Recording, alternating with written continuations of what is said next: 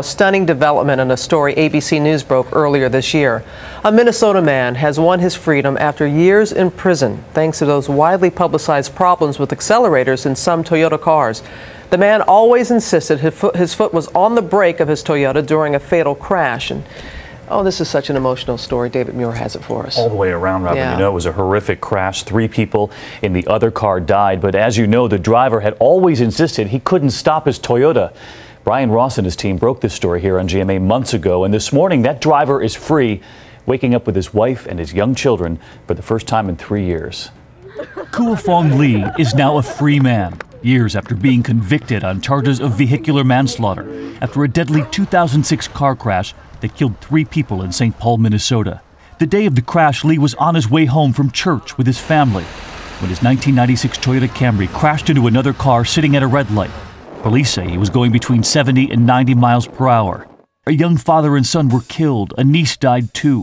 Koua Fong Lee had always maintained he was trying to brake, first talking to Good Morning America from behind bars. I stepped on the brake, then nothing happened, and I yelled to my family, brake is not working.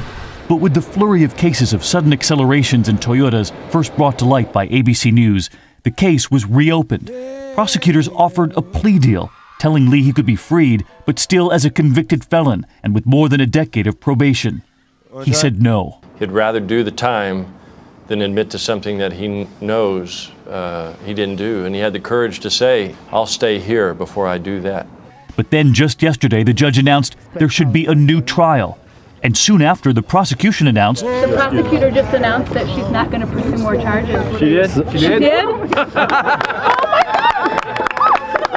Lee is now a free man, speaking to us before being reunited with his 4 young children. The first thing I'm going to do is to talk to them, to get to know them, pray with them. And I also want them to know me, that I am their daddy.